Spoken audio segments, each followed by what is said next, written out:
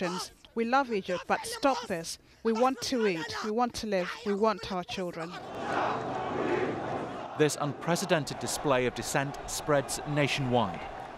The UN estimates 300 people have been killed during the protests, including this teenager in Sinai. In Cairo's Liberation Square, the authorities are losing the battle. Praying punctuates the fighting. Finally, 5 days into the protests, a concession from Mubarak.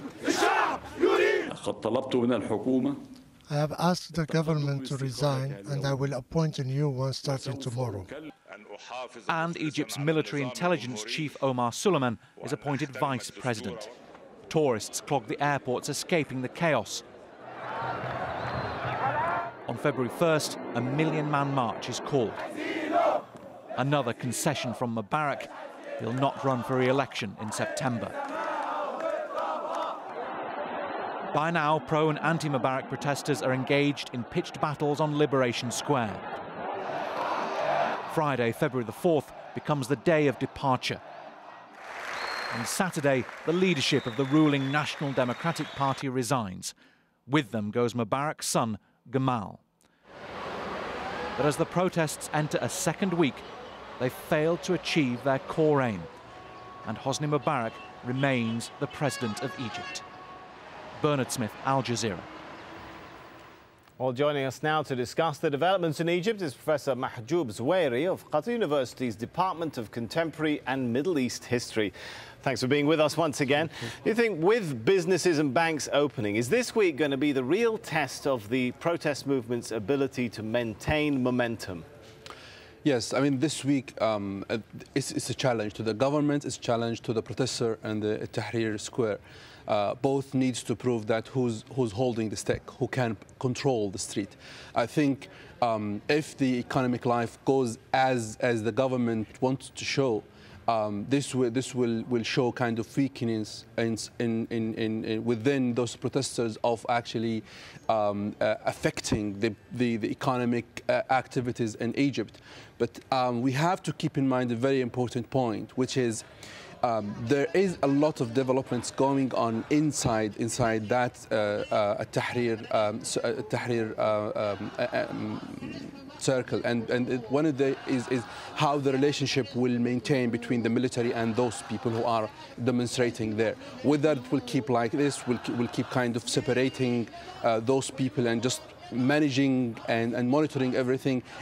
Even if this relationship goes like this, I'm not sure that we will get to anywhere. That brings me to my next point, is how do you see the army's role progressing? If this turns into some sort of long-term protest or sit-in like we had in Lebanon, for example. This cannot go like this. And you think the army's got to step in? No, they should be kind of chain confrontation. They should be kind of I would say some activities, whether protesters facing the military attacking them, because this, in the history of the revolution, there is no such situation where people, they just monitor each other. You should see something, activities in that, and keeping just people monitoring each other, this will not take people to anywhere. Let's talk about the US position. Those close to the vice president are putting out the line that the US is now leaning towards keeping Mubarak in, at least in the transitional period. Is this propaganda, or is there something to it? Look, American position has proved the failure of Obama's foreign policy. Obama's foreign policy from Gaza war, they always comment on events with delay, and when they speak without kind of identifying exactly what they want to do. I think Americans, they were shocked of what's happening in Egypt. All of their statements, all of their evaluations, all of their assessment, CIA has failed to predict that, and they are now monitoring the situation to see if there is a potential if leadership appears from within all of these developments. I think this dilemma the United States is living now will continue until you see some change within Egypt. All right, thanks so much, Professor. It's my pleasure. Well, at least 2 people were killed in Tunisia when police opened fire on a crowd of demonstrators in the northern town of Kef. State media says the clashes erupted after an officer allegedly hit a woman during a protest outside a police station. Another 17 people were injured. Well, 3 weeks after the fall of Tunisia's president, Zain al-Abidine Ben Ali, many opposition figures say they're not being included in the political process. Nazanin Moshiri reports now from the capital, Tunis. It was a frightening moment for opposition leader Monsef Marzouki as he made his way through the streets of the capital. This footage given to Al Jazeera shows a former exile set upon by what he says are plain-clothes secret police. He told me Ben Ali's security forces are still operating here freely. We got rid of the dictator, but the dictatorship is still there. I mean, the secret police is still there. The party of the dictatorship is still there. Praying for peaceful times.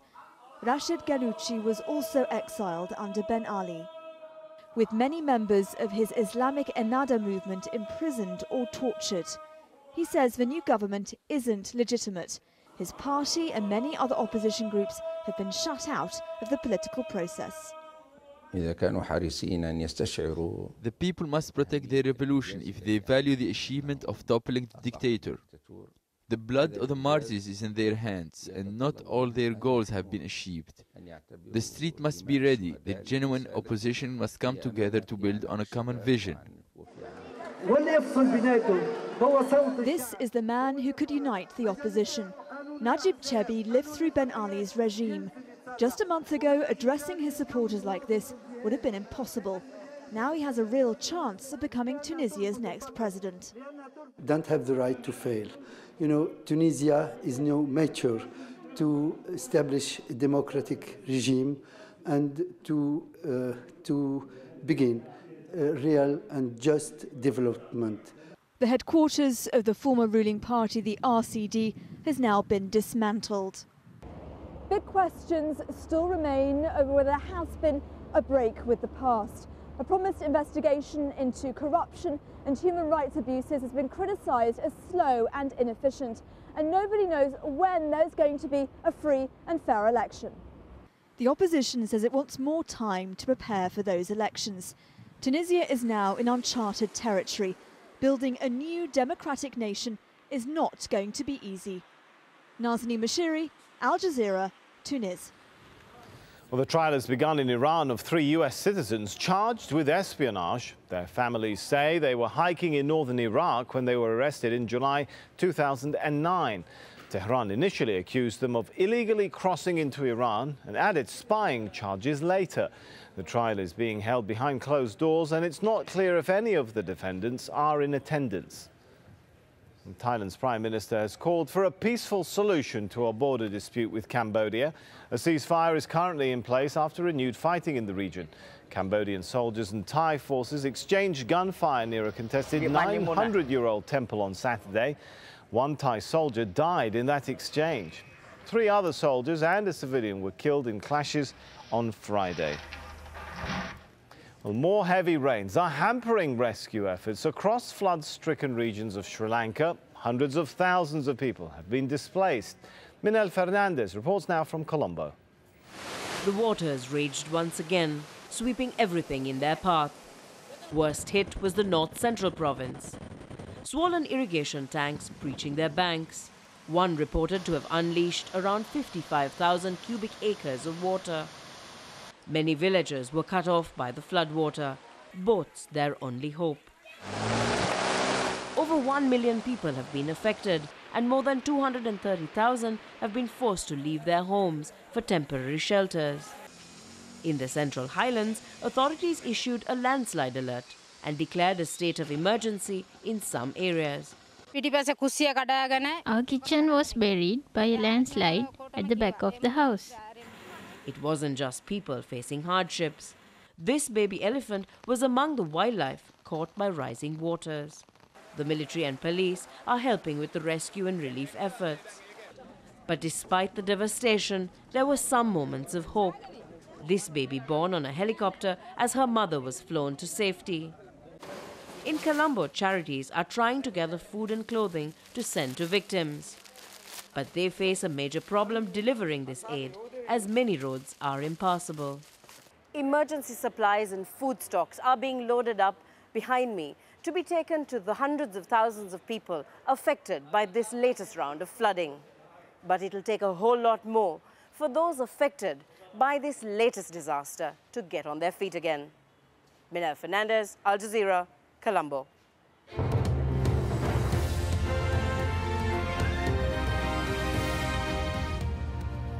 Well, this is Al Jazeera, and